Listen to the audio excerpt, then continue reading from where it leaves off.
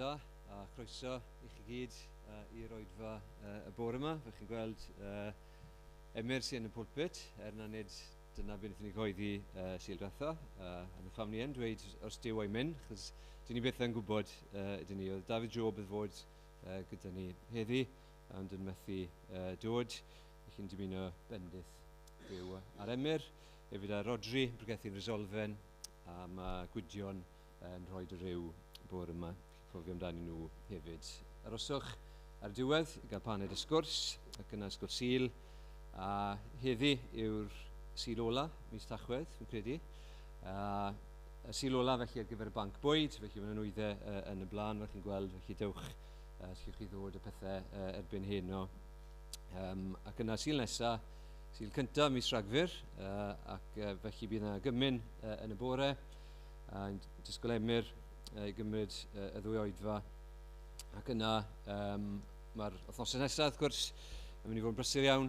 Mae'r Caerdydd yma gyda ni yn y blaen a'r posteri, pamffledi, felly rannwch nhw a gwahodd. Felly ar yr 8fed wedyn bydd oedfa deuluol gyda ni yn y bore, ac ar y 15fed bydd carolau yng ngolau Canwyll gyda'r hwyr. Y diwrnod cyn hynny, mae yna gyfarfod yn yr Heath, a maen nhw wedi gyhoedd Emyr James. Mae yna daflenni yn y blaen fan hyn ar y 4 ar 10.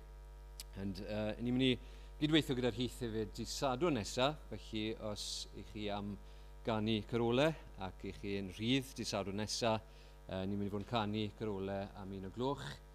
Mae'n yr eglwys newydd a hefyd yn yr Heath. Felly ni'n mynd i anfon manylion terfynol i chi yn ystod yr wythnos. Mae yna rei clymethdodau wedi bod.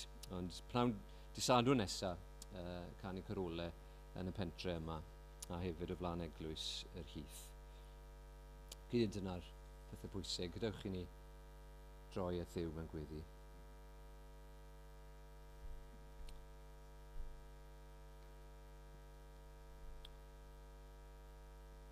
Ni'n troi at y ti nawr o Dduw yn gofyn am help yr Ysbryd Glân, gofyn am help i ddod a dyddoli di yn y ffordd sy'n gywir. Ni'n cydnabod nawr mae ti sydd Dduw dros yr holl greadigaeth, dros bopeth sy'n digwydd, dros bopeth ni'n gweld ar y newyddion ac y ryfeloedd sydd yn ein byd ni. Ti sydd yn codi ac yn tynnu lawr, ac ni'n plygu pen nawr o dy flaen di, yn gwybod y fod ti'n heiddi, gael dy addoli yn ffordd sy'n gywir. Felly ni'n gofyn ar y ti'n helpu ni i wneud hynny. Ni'n gwybod bod ni'n dod o dy flaen di, a ti yn gweld ein calonnau ni. Ni yn gweddio arglwydd, fyddwn ni yn bobl sydd yn ddidwyll. Bod ni wrth dy addoli di, hefyd yn cydnabod yn beien ni, cydnabod yn pechod ni, cydnabod bod ni yn gallu addoli ac eto ddim trin pobl eraill yn ffordd sydd yn gywir. Bod ni yn gallu addo bod ni'n mynd i aberthu yn bywydau dy glodi, aberthu ac a gwared y bob eilyn arall. Ac eto ni'n gwybod bod gymaint o eilunod yn gallu bod yn ein bywydau ni. Bod ni'n gallu rhoi yn bryd ar gymaint o bethau eraill.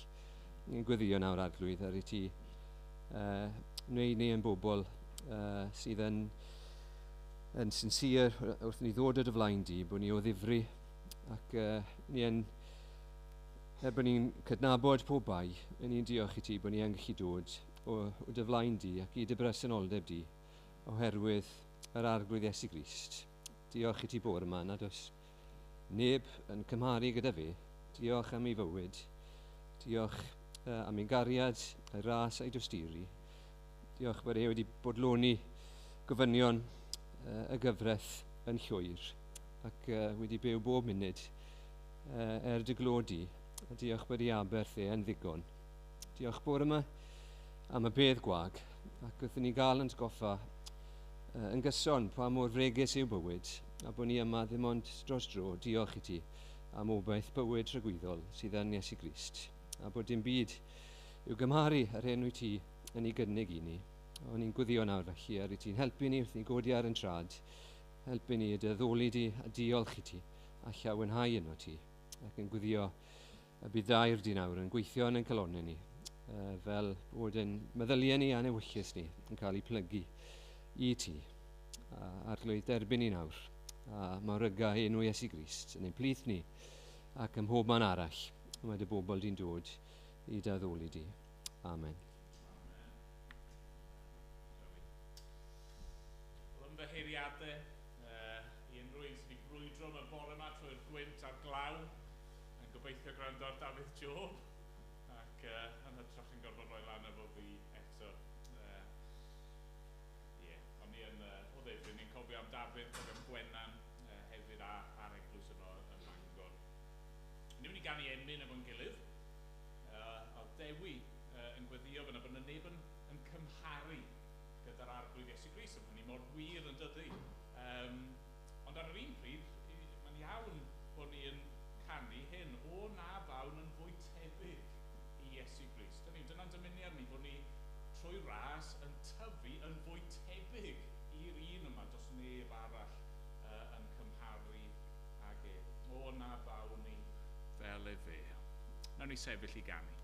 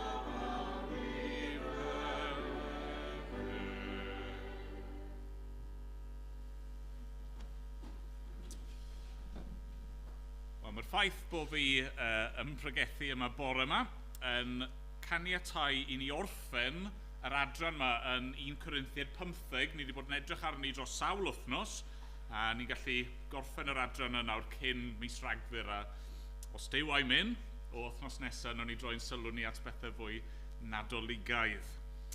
Ond bore yma, 1 Corinthiaid pennod 15, ni'n mynd i ddarllen yr adran yna eto, adnodau 1 i 11. Maen nhw erbyn hyn yn dod yn gyfarwydd iawn gobeithio i ni, a mae hynny'n beth da, achos mae'r adran yma mor bwysig, mor allweddol. O gadewch i ni ddarllen te, 1 Corinthiaid, pennod 15, ac adnodau 1 i 11. Dyma air Duw. Yr wyf am eich atgoffa gyfeillion, am yr efengyl a bregethais i chwi, ac a dderbyniasoch wythau. Yr efengyl sydd yn sylfaen eich bywyd ac yn foddion eich iachawdwriaeth. A ydych yn dal i lynu wrth yr hyn a bregethais. Onid yn ofer y credasoch. Oherwydd, yn y lle cyntaf, traddodais i chwi yr hyn a dderbyniais. I Grist farw dros ein pechodau ni yn ôl yr ysgrythyrau. Iddo gael ei gladdu a'i gyfodi y trydydd dydd yn ôl yr ysgrythyrau. Ac iddo ymddangos i Ceffas ac yna i'r 12. Yna ymddangosodd i fwy na 500 o'i ddilynwyr ar unwaith, ac mae'r mwyafrif ohonynt yn fyw hyd heddiw, bod rhai wedi huno. Yna ymddangosodd i Iago, yna i'r holl apostolion. Yn ddiwethaf oll, fe ymddangosodd i minnau hefyd, fel i ryw erthyl o apostol. Oherwydd y lleiaf o'r apostolion o'i fi, i nad wyf deilwng i'm galw yn apostol, gan i mi erlyd eglwys Dduw. Ond, trwy ras Dduw, yr wyf yr hyn y dwyf, ac ni bu ei ras ef tuag ataf yn ofer. Yn wir, mi lyfuriais yn helaethach na hwy i gyd. Yn gwybod, beth oedd enw Paul cyn iddo fe fod yn Paul? Saul! Da iawn, Ania. Gwych. Saul. Iawn, oedd Saul yn dod o lle o'r enw Tarsus, okay? A cyn i Saul dod yn Gristion, oedd e actually yn casau Cristnogion. Oedd e'n casau nhw cymaint, oedd e'n mynd rownd y chwilio amdano nhw, oedd e'n nocio ar y drws. Is unrhyw Cristnogio fan hyn? Na? Oce, symud i'r drws nesaf. Unrhyw Cristnogio fan hyn? Be chi'n meddwl oedd e'n neud pan oedd e'n ffeindio Cristnogion? Lladd nhw. Oedd e'n mynd rownd yn casau'r Cristnogion, oedd e hyd yn oed yn lladd rhai o'r Cristnogion. Okay? A rhyw dro, oedd e'n cael caniatad, iawn, gan lot o bobl pwysig, gafodd y caniatad i fynd i lle o'r enw Damascus. A oedd cwbl o Cristnogion fyna. A wedi cael caniatad i fynd yna ac i arestio nhw a mynd â nhw nôl i'r carchar, iawn, a bydde fe ddim wedi bod yn neis iawn gyda nhw. Bydde fe ddim wedi dweud, hands up, a wedyn roi nhw mewn handcuffs, bydde fe wedi bod yn rough iawn gyda nhw, a dragio nhw mewn i'r carchar, ddim mewn ffordd neis o gwbl. Iawn, oedd e'n cysau Cristnogion. A oedd e'n cysau Duw Cristnogion. Okay? Oedd e ddim yn mwynhau, oedd e ddim eisiau dod i nabod Duw, oedd e'n meddwl mae gyd yn ffeic, a oedd e'n really grac. Okay? Ond, ar y ffordd i Damascus, mae rhywbeth yn digwydd i Saul. Mae Duw yn ymddangos mewn golau llachar iawn, ac yn dweud wrtho fe, Saul, Saul, pam wyt ti'n fy erlyd i? Ia, mae Iesu'n dweud, pam wyt ti'n fy erlyd i? Beth yw erlyd? Hwna'n cwestiwn arall. Tipyn bach fel enemy, erlyd yw pan chi'n fel yn erbyn rhywbeth a chi yn trial cael gwared o'r peth yna. Okay? Mae'n erbyn Duw a trial cael gwared o'r Cristnogion i gyd. A mae'n dallu Paul, a Paul wedi, mae Saul methu gweld dim byd. Mae'r golau mor llachar, dwi ddim yn gallu gweld dim byd. Ond lwcus oedd gyda fe ffrindiau o gwmpas a maen nhw yn arwain i Damascus. Okay? Maen nhw'n mynd â fe i Damascus bod e ddim yn gallu gweld dim byd. A roedd Saul wedi cael sioc mawr. Mae wedi mynd yn ddall achos golau a pa mor wych yw Duw. A mae'n clywed llais Duw, llais Iesu'n dweud, pam wyt ti'n fy erlyd i? Mae Saul yn cael sioc huge am hwn. A mae'n dod i sylwi rhywbeth. Be chi'n meddwl mae'n dod i sylwi? Mae'n sylwi lot o pethau. Bod e'n ddrwg, ti'n gywir. Mae'n sylwi bod e'n ddrwg a bod e wedi bod yn gwneud pethau erchyll yn erbyn Duw e ddim yn credu mewn. Ydych chi'n meddwl bod Saul dal ddim yn credu mewn Duw? Mae Saul wedi mynd yn ddall a mae wedi clywed llais Duw a mae'n sylwi, falle Duw Cristnogion yw'r un go iawn. A mae'n dod i Gristion trwy hwnna. Mae'n mynd o cysau Duw, mae'n troi i caru Duw. Iawn, mae'n caru Duw gyda'i holl galon nawr. Mae wedi cael sioc a mae'n sylwi, hwnna yw'r Duw cywir. A fi wedi bod yn ddrwg yn lladd pobl Duw a trial cael gwared o Duw. Mae'n sylwi bod wedi gwneud pethau drwg. Ond nawr, mae'n caru Duw.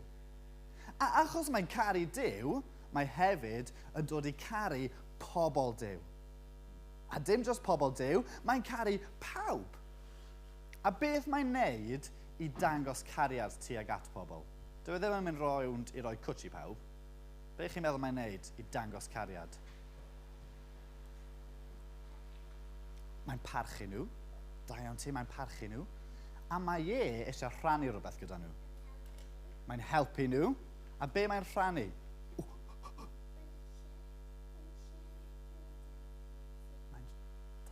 Mae'n siarad am Iesu, a mae eisiau dweud wrth pawb am Iesu.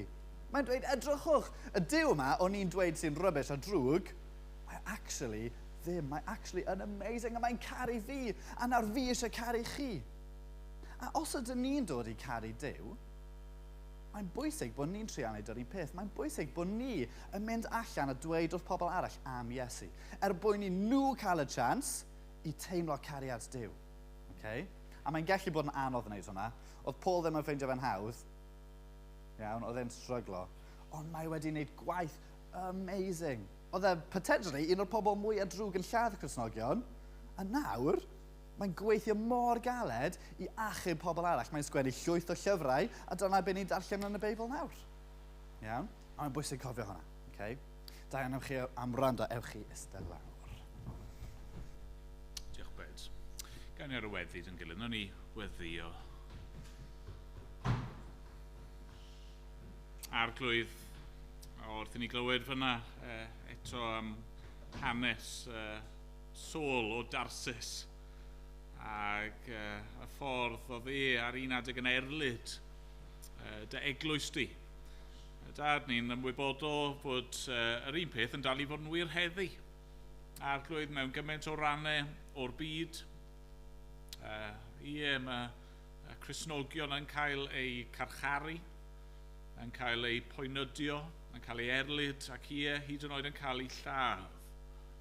A dad ni'n eisiau gweddio, ni wedi bod yn gweddio ar nos Fawrth yn gyson, ond bore yma eto ni eisiau cyflwyno ger dy fron di, y saint yna sydd yn cael ei camdrin.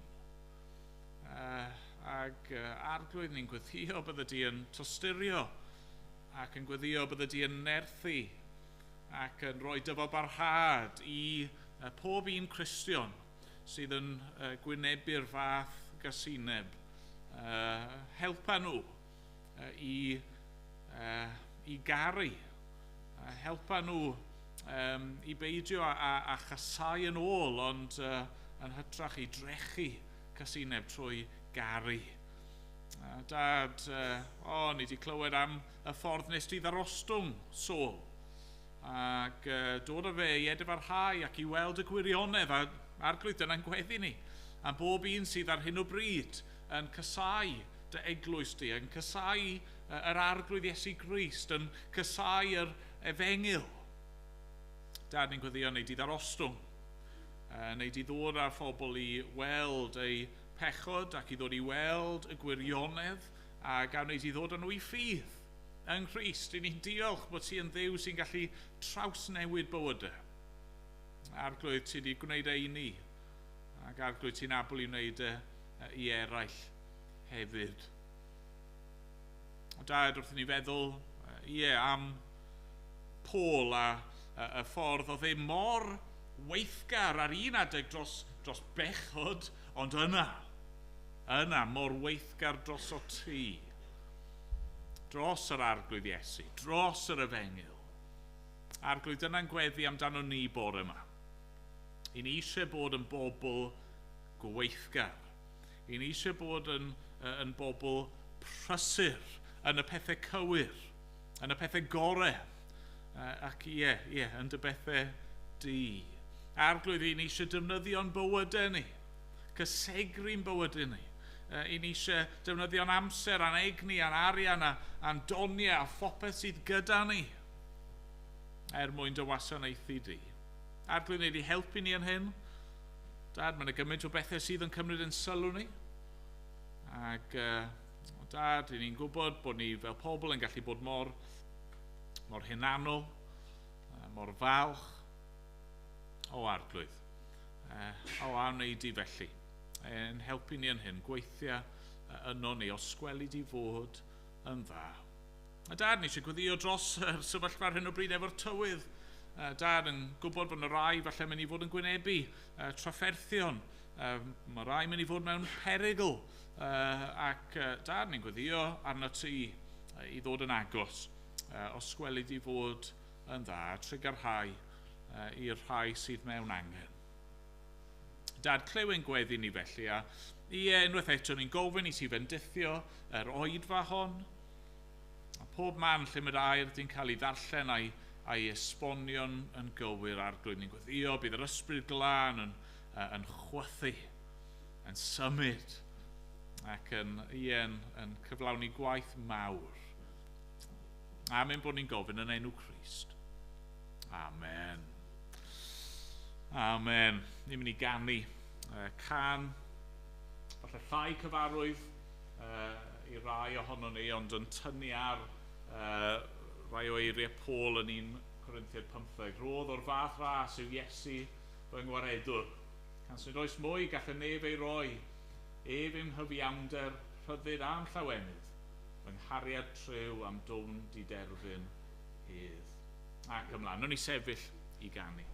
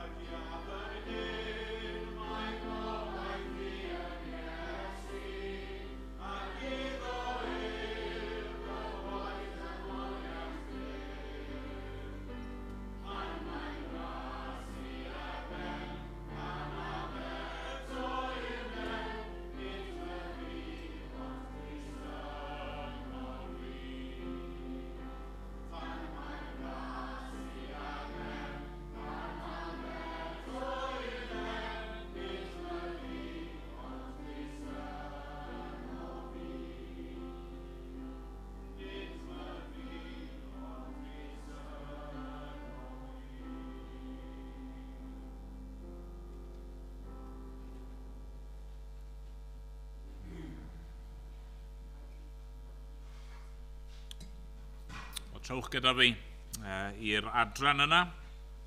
1 Corinthiaid 15, adnodau 1 ar 10. Ni wedi bod yn edrych arno fe dros sawl wythnos. Dyma'r 5 tro fi'n credu, os wedi cyfri'n iawn. A jyst eich atgoffa chi, y reswm pam ni wedi treulio gymaint o amser fan hyn yw achos yn yr adnod yma ni wedi gweld rhywbeth o beth yw'r efengyl a hefyd beth mae'n golygu i fod beth ni'n galw yn efengylaidd. Felly ni wedi clywed am yr efengyl, yr newyddion da yma sydd yn cael ei gyhoeddi, yr newyddion da yma sydd yn sylfaen bywyd a moddion iachawdwriaeth, y newyddion gorau gallwch chi glywed, y newyddion chi angen clywed ac angen credu. Ac yna ni wedi bod yn edrych ar brofiad Paul a rai o'r pethau mae'n dweud ac yn tynnu allan rai o'r 4 nodwedd o bobl efengylaidd. Yn hanesyddol, y diffiniad gorau sy'n dynnu o beth yw rhywun efengylaidd. Wel, maen nhw'n rhywun sy'n pwysleisio y Beibl, y groes, bywyd newydd a gweithgarwch. Ac pan chi'n meddwl amdano fe, mae yna ddilyniant eitha resymegol, eitha logical i'r pethau yma yn does. Hynny yw ni'n dechrau gyda'r Beibl. Pam? Wel, achos dyma gair Duw. Swn ni'n gwybod unrhyw beth, swn ni'n derbyn datguddiad Duw a mae'n dod i ni yn y Beibl, yn ei air. Dyma'r awdurdod i ni yn ei dderbyn. Ond beth yw neges y Beibl? Am be mae'r Beibl yn sôn o'r dechrau i'r diwedd? Wel, un neges y Beibl yw y groes a'r atgyfodiad. Y ffaith bod ni'n bechaduried a bod angen aberth Crist i glirio'n beia ni ac a delio gyda'n pechod ni. Beth yw canlyniad hynny? Wel, bywyd newydd yn dyfa. Yn union fel wnaeth Crist cael ei gladdu ac yna codi ar y trydydd dydd, i ni nawr, i ni wedi cael dechrau newydd. Clean slate. Nawr wrth gwrs, mae lot o bobl wedi mynd mor bell â hynny, ond yna'n gwneud camgymeriad. A ni'n gweld yr agwedd yma hyd yn oed yn y Testament Newydd. Oedd e'n wir i rasiwn o'r stori Christmas Carol. A mae ddim sbwylio fo os nag ych chi wedi gweld e eto. Ond yn y stori yma, mae dynnu'r dyn yma, Ebenezer Scrooge. Ac yn y stori, mae'n cael noson ofnadwy yn dydi. Mae'n cael ei gyflwyno gyda'r math o berson yw e. A diwedd y stori, yw bod e yn newid. Mae'n cael cyfle arall ar fore dydd Nadolig. A sut mae'r dechrau newydd yn dangos ei hun? Wel, mewn newid. Mae di newid, mae fywyd ei agwedd ei eiriau fe, ei ymddyged, a mae'r cwbl yn newydd. A mae'n mynd a mae'n gwario ei arian a mae'n rhoi o'i hun, nid iddo fe nawr ond i eraill. A felly'r peth ola ni'n mynd i ystyried yn yr adran yma, yr nodwedd olaf yma yw gweithgarwch. Gweithgarwch. Os i ni wedi credu'r Beibl a wedi trystio yn aberth Crist a wedi derbyn maddeiant trwyddo fe, wel nawr dylsem bywydau ni fod wedi ymroi iddo fe. 2 bwynt sydd o fi ar ein cyfer ni bore yma. Mae'r ddau yn debyg mewn ffordd, felly bydd eisiau chi rando'n ofalus wrth i ni ddod i'r ddau. Yr pwynt cyntaf yw hyn. Gras Duw sy'n gwneud i ni weithio. Right? Gras Duw, hynny o'r ffaith bod ni wedi profi gras Duw, yw'r ysgogiad sy'n gwneud i ni weithio mewn ymateb i hynny. Drychwch ar adnod 10. Trwy ras Duw, yr wyf yr hyn y dwyf, ac ni bu ei ras ef tuag ataf yn ofer. Yn wir, mi lafuriais yn helaethach na hwy i gyd, meddwl po. Tro diwetha glywon ni ond do am y bywyd newydd. Fod person, i hyd yn oed rhywun fel Paul, oedd yn erlyd yr eglwys ac yn gyfrifol am bob math o bethau ychafu ac erchyll, mae Cristion yn cael dechrau newydd. Ac wrth gwrs, os yw hynny'n wir, byddwch chi'n disgwyl, ond byddwch chi bod y bywyd newydd yma'n edrych yn wahanol i'r hen fywyd. Os yw Crist i marw drosto ni, i'n hachub ni o'n pechod, os yw ni wir di gwerthfawrogi ei aberth e, os yw ni di gweld y gras, yr cariad anheiddiannol yna, mae wedi dangos ato ni, byddwn ni eisiau troi o bechod yn byddwn ni. Os yw ni trwy ffydd nawr wedi derbyn bywyd, wedi'n uno gyda Christ, wel wrth gwrs yw ni'n mynd i eisiau fod yn debyg nawr iddo fe, yn dydyn ni. Mae fel dychmygwch am munud person yn mynd am dro ar lan y môr. Ac wrth iddyn nhw gerdded ar y traeth, mae yna ffens. A'r ffens yma, mae yna arwydd arno fe yn gweud perygl quicksand. Okay? Nawr nes i edrych beth oedd quicksand, traeth byw, neu traeth gwyllt, ond ydyn ni'n meddwl bod y rhan fwyaf ohonoch chi wedi clywed o'r blaen, so quicksand. Traeth byw, traeth gwyllt. Okay, mae'r person yma, maen nhw'n gweld yr arwydd a maen nhw'n penderfynu anwybyddu. So maen nhw'n dringo drosto fe, dros y ffens, ac yn cario ymlaen i fynd am dro, ac wrth gwrs, beth sy'n digwydd? Maen nhw'n stuck. Maen nhw'n suddo. Maen nhw'n cael eu tynnu lawr. Dyn nhw'n methu dianc. Dyn nhw'n methu dod mas. A felly be maen nhw'n gwneud? Maen nhw'n gweiddi. Maen nhw'n galw. Help!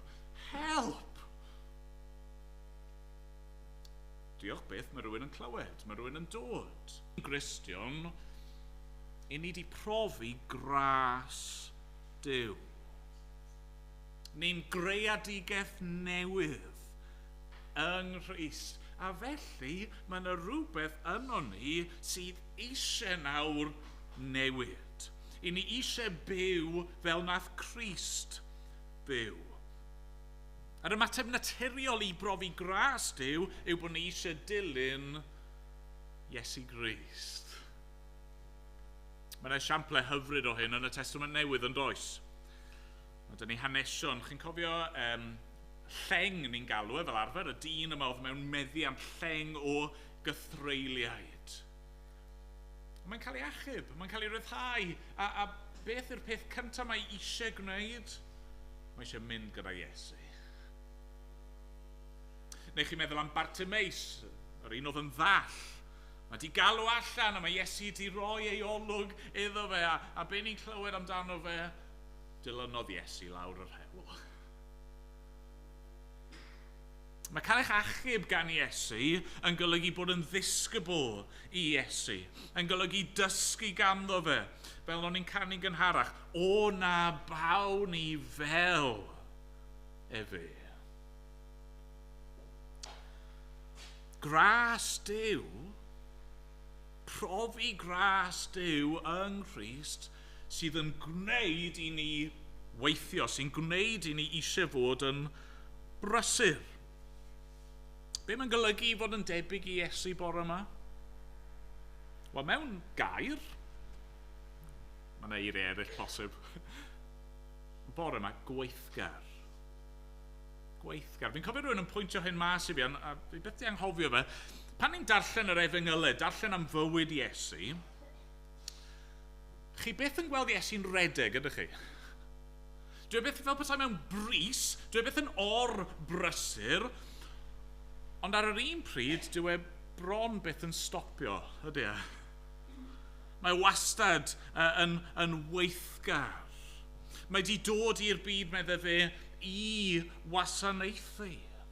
Roedd ganddo fe waith i'w gyflawni, a doedd e ddim yn mynd i stopio nes bod y gwaith yna wedi ei wneud. Ar un gwaith nawr, mae e wedi'n galw ni i'w wneud. Beth yw'r gwaith yma? Wel, mae Iesu'n crynhoi e fel hyn, caru Duw a caru cymydog. Ond dyma, dyma'n galwad ni fel Cristnogion, dyma'n cyfrifoldeb ni, dyma be ni fod yn defnyddio'n bywydau ar ei gyfer nawr. Ni wedi cael ein achub trwy ras, a felly ni nawr fod i garu Duw a caru cymydog. Ni fod i garu Duw. Ni fod i roi yn bywydau ni i dyfu yn ein perthynas gyda fe. Ni fod i ymroi i'r hyn mae Duw yn dweud sydd yn dda a sydd yn bwysig. Ni fod roi amser i'w addoliau fel ni'n gwneud bore yma. Ni fod i roi amser i rando ar yr hyn mae'n dweud wrthon ni a wedi datguddio wrthon ni yn ei air. Ni fod i roi amser i weddio a'i geisio fe mewn gweddi. Ni fod roi o'n hunan i'w wasanaethiau i dyfu mewn sancteiddrwydd. Gai ofyn i chi bore yma, ydy hynny'n flaenoriaeth i chi? Ydy hwnna rhif un ar y to-do list? Ni fod i garu Duw, ni fod hefyd wrth gwrs i garu cymydog. Sut ni'n caru cymydog? Wel, mae'n y ddau ochr i hyn. Mae gan ein cymdogion i ddau beth. Mae ganddyn nhw enaid a mae ganddyn nhw gorff, yn does? Mae ganddyn nhw enaid. A felly, mae pobl angen, mwy nag unrhyw beth arall, clywed yr efengyl. A dyna lle mae ffocws pob yn hyn, yn dyma, pan mae Paul yn dweud, mi lafuriais yn helaethach na hwy i gyd. Dyna'r peth penna mae'n siarad am fan hyn, yw pregethu. Mae wedi bod yn mynd o gwmpas o le i le yn rhannu'r efengyl, yn tystiolaethu, yn cwrdd â phobl, yn datblygu perthnasau gyda nhw mwyn cyflwyno yr arglwydd Iesu Grist iddyn nhw. Nawr, wrth gwrs, oedd Paul yn apostol, ac dyw pob un ohono ni ddim yn cael ein galw i fod yn bregethwyr neu yn efengylwyr, ond mae gennym ni gyfrifoldeb dros eneidiau y bobl o'n cwmpas ni. Ond mae gan ein cymydog ni hefyd, nid yn unig enaid, ond mae yna gorff hefyd yn does. Mae'n anghenion corfforol yn gwynebu pobl, a mae'n beth iawn, yn beth cywir bod ni'n gwneud yr hyn ni'n gallu. Weithiau fel eglwys yn casglu ar gyfer banc bwyd, weithiau ar lefel bersonol yn ymwneud gyda'n cymdogion ni a'i anghenion nhw, ond yn caru pobl.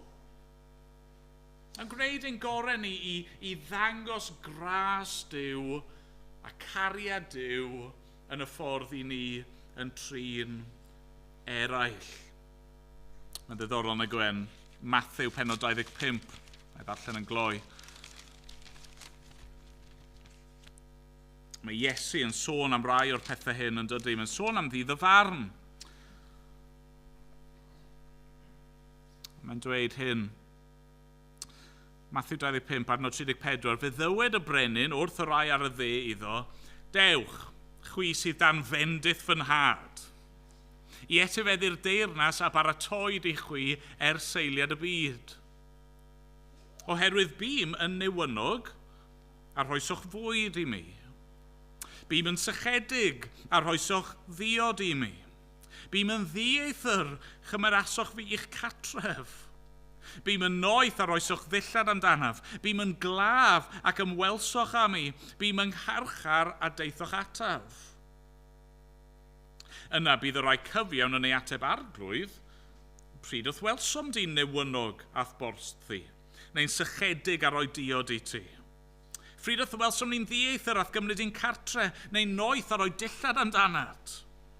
Pryd wrth welsom di'n glaf neu yngharchar ac ymweld â thi. A bydd y brenin yn ei ateb yn wir, rwy'n dweud wrthych.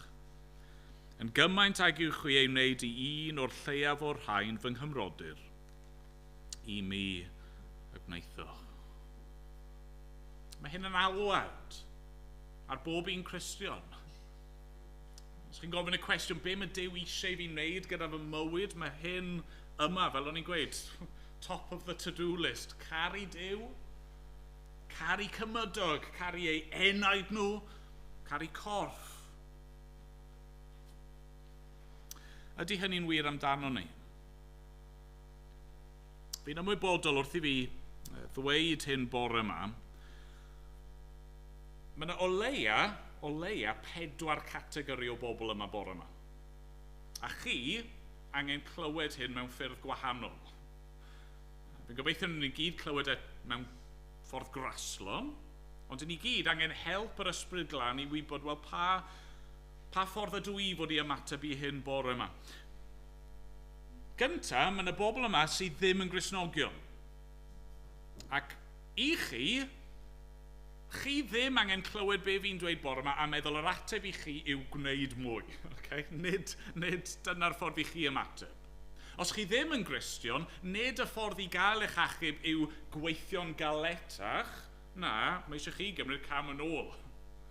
Mae eisiau chi i ddod at yr arglwydd, edifarhau'ch pechod a roi'ch ffydd chi ynddo fe. Mae eisiau chi stopio ymdrechu i achub eich hun a mae eisiau chi orffwys yn yr arglwydd Iesu Grist.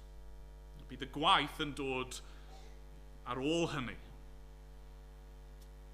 Ond yna, mae yna gategori arall am y bore yma. Mae yna rai pobl, a fi'n trio gweud hwn mewn ffordd gofalus, mae yna rai pobl sydd yn segura. Chi yn Gristion, chi yn caru'r arglwydd, ond dros amser chi wedi ymlacio. Chi wedi mynd yn gyfforddus. Chi wedi mynd yn stuck mewn rhyw rut. Chi'n ddedwydd eich byd. Chi'n coasto yn ysbrydol. Chi'n neud eich ran fan hyn fan draw pan chi gallu, ond dim ond os wedd ddim yn costio'n ormodol. Mae yna categori arall yma bore yma. Mae yna rai pobl sydd yn weithgar ac yn gwneud hynny mewn ffordd da. Sydd angen cario ymlaen i wneud be maen nhw'n gwneud a peidiwch gwneud mwy.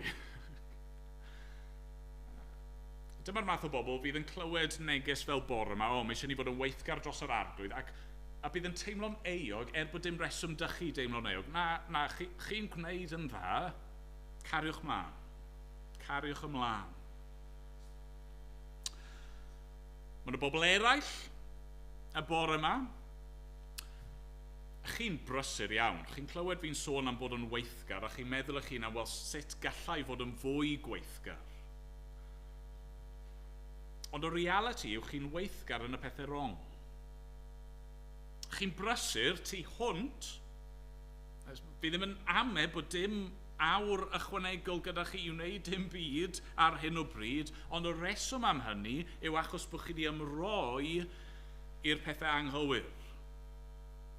A dros amser, mewn gwahanol ffyrdd, mae'ch blaenoriaethau chi wedi mynd ar y pethau anghywir a mae angen i chi dorri lawr ar rai pethau mwyn gallu bod yn fwy gweithgar ar pethau gwell, pethau pwysicach, pethau cyntaf, pethau tragwyddol. Nawr fel wedes i, mae yna 4 categori yna. Mae yna fwy, fi'n siŵr. Fi'n edrych ar fy hun. Fi ddim jyst yn siarad â chi, fi'n siarad â fi, ni. Mae eisiau ni chwilio'n calonnau ni, ond oes. Dros yr wythnosau nesaf yma, ac yn sicr falle wrth i ni edrych i'r flwyddyn newydd, mae hynny'n gyfnod da yn dydy, diwedd blwyddyn, dechrau Ionawr, asesu, lle ydw i arni gyda'r arglwydd? Sut ydw i'n defnyddio fy mywyd i? Sut ydw i'n defnyddio'r amser byr sydd gen i ar y ddaear? Oes na batrymau yn fy mywyd i sydd yn bechadurus a fi angen torri nhw mas?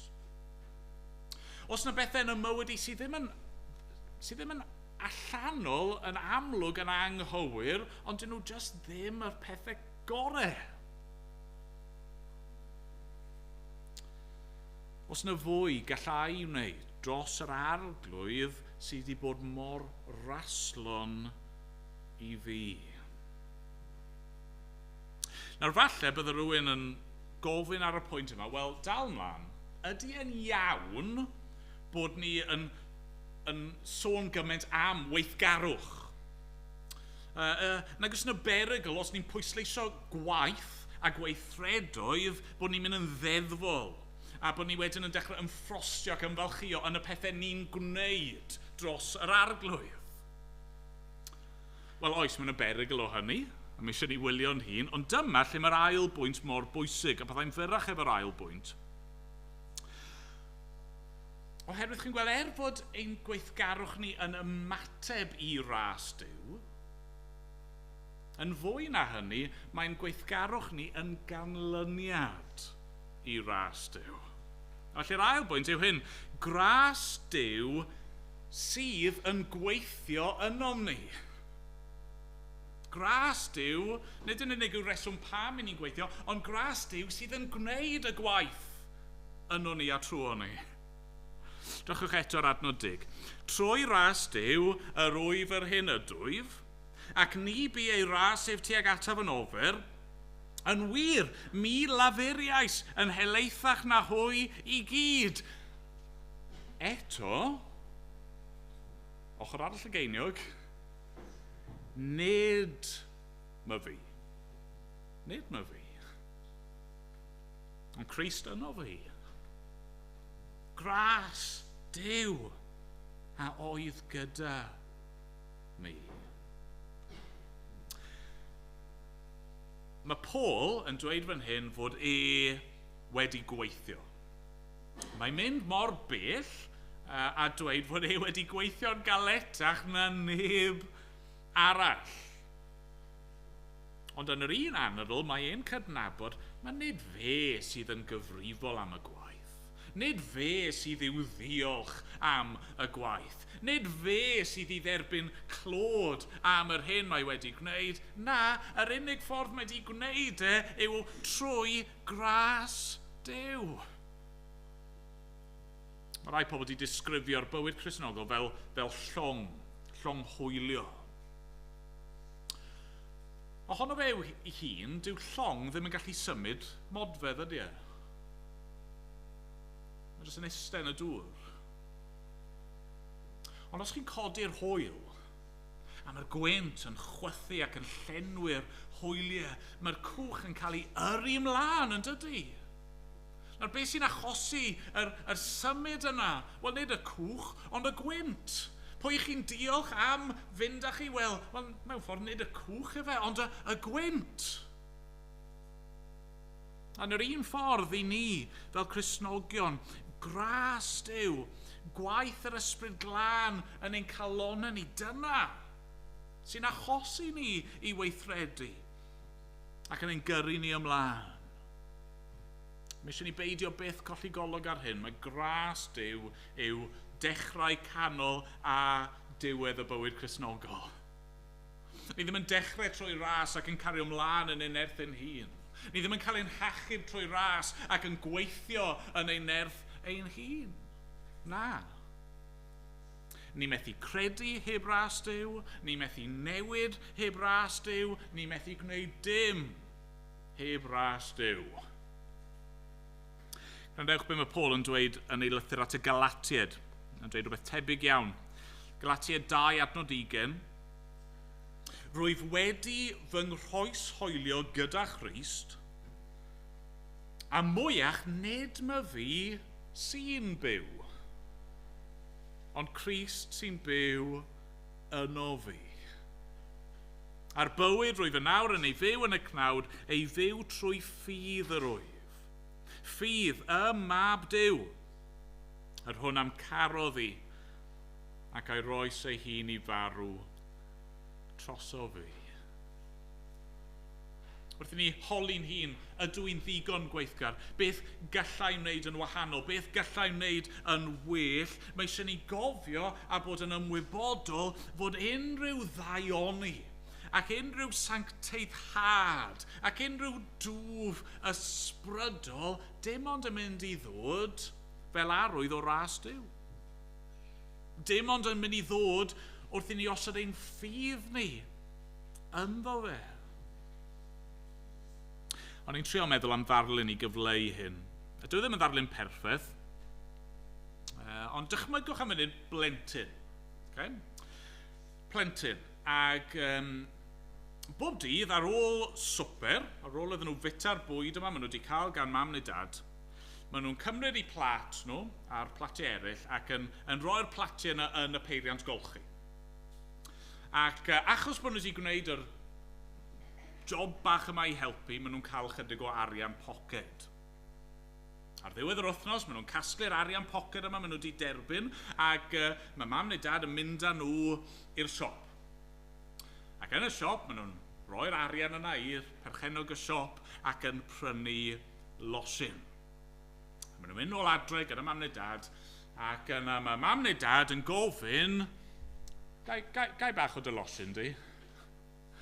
A'r plentyn yn gweud, na, un fi yw e. Wel, wrth gwrs, pan chi'n meddwl amdano fe, nid un nhw yw e. Efe? Na. So mae'r plentyn yn bodoli o gwbl? Wel, achos mam a dad. O le oedd y bwyd wedi dod, nathon nhw gael i swper bob nos, a mam a dad. Sut nathon nhw gael yr egni i allu clirio'r platiau yna, hynny yw, wneud job dylsyn nhw wedi gwneud jyst achos bod nhw'n cael ei gofyn i wneud. Wel, nathon nhw gael yr egni trwy'r bwyd o'n nhw wedi derbyn, ac yna, maen nhw'n derbyn yn garedig iawn arian poced, a sut maen nhw'n cyrraedd y siop, wel, mam a dad sy'n mynd â nhw yno. Hynny yw, losin pwy yw e? Mae'n un ystyr y plentyn. Ond sut mae gyda nhw o gwbl? Wel, dim ond achos caredigrwydd mam a dad.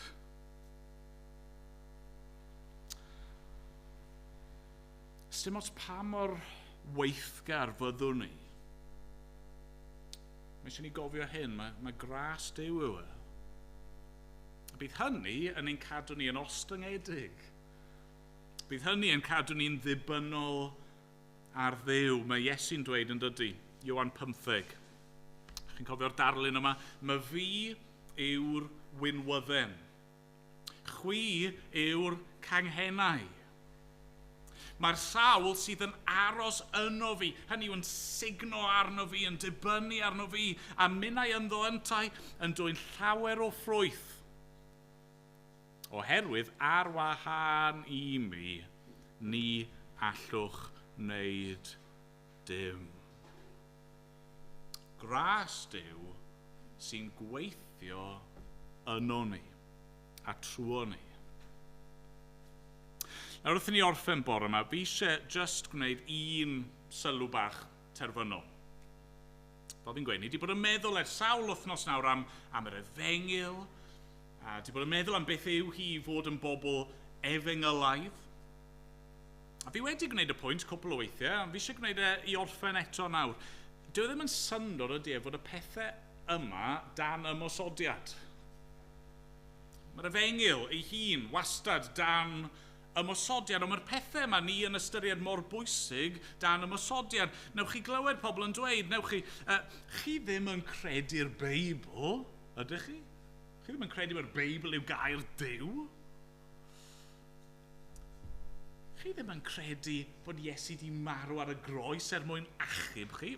Chi ddim yn credu'r hen syniad hyll, hen ffasiwn a fod wedi gorfod dioddau mwyn delio gyda pechod? Ydych chi? Trawedigaeth, chi ddim yn meddwl fod pobl angen newid, ydych chi? Na, mae eisiau ni dderbyn pobl fel maen nhw. Chi ddim yn meddwl fod pobl angen dechrau newydd, sbon, ydych chi? Chi ddim yn meddwl bod ydych chi'r hawl i ddweud wrth pobl eraill sut i fyw a rannu'r efengil gyda nhw a dweud bod angen iddyn nhw gredu hefyd, ydych chi? Fi'n gobeithio i ni fel eglwys, mae'r ateb i'r cwestiwn yna i gyd yw ydyn. Dyma ni'n credu.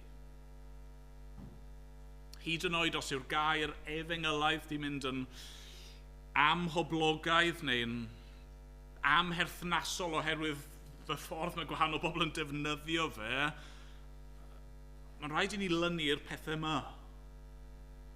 Mae Paul yn gofyn dydy'r Corinthiaid, ydych yn dal i lynu wrth yr hyn a bregethais, onid yn ofer y credasoch. Mae'n dweud wrthyn nhw, pryn bynnag ai fi neu'r apostolion eraill yma, felly rydym yn pregethu, felly credasoch chwethau, dyma fe, dyma'r gwirionedd sydd wedi cael ei draddodi i ni, a mae eisiau ni ddal gafel ynddo fe. gogoniant i Dduw. Amen. Amen. Nawr, ni yn mynd i ganu i orffen Carol. A fi ddim di drysu a meddwl dyma sil cyntaf Advent na dim byd fel yma. Ond wrth i fi baratoi, weithiau mae eiriau Emyr neu Can neu Carol yn dod yn meddwl a chi jyst gorfod dewis o wedyn. Ni'n mynd i ganu rhif 44 yn y casgliad carolau o deied pob Cristion i Bethlem yr Awron. Ac mae'r cytgan yn benodol yn dweud hyn. Rown glod i'r mab bychan, ar luniau Mair Wiwlam, daeth diwdod mewn baban un byd, ei ras o derbyniwn, ei heiddiant cyhoeddwn, a throst o ef gweithiwn i gyd. Mae yna waith dyn ni i'w wneud. Na ni sefyll i ganu.